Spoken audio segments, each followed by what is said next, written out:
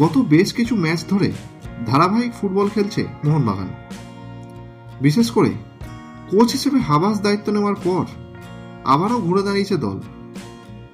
আর দলের এই সাফল্যে বড় কৃতিত্ব রেখেছে অস্ট্রেলিয়ান বিদেশি দিমিত্রি পেট্রাটোস।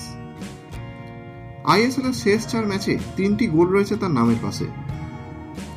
পুরো টুর্নামেন্টে তার মোট গোল সংখ্যা 6। গত মরশুমেও একই রকম ফুটবল খেলেছিল ডিমি। সেবার আইএসএল এ মোট 23 ম্যাচে মোট 12টি গোল করেছিল সে।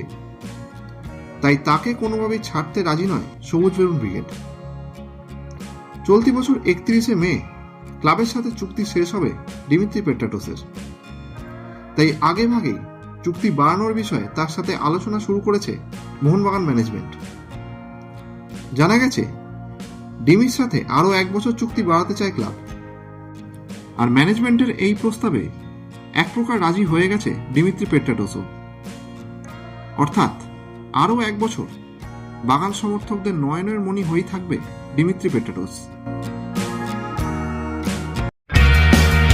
ভারতীয় ফুটবলের সঙ্গে সবসময় আপডেটেড থাকতে এক্ষুনি বং ফুটবল ইউটিউব চ্যানেলটিকে সাবস্ক্রাইব করে নোটিফিকেশন বেল আইকনে ক্লিক করে রাখুন।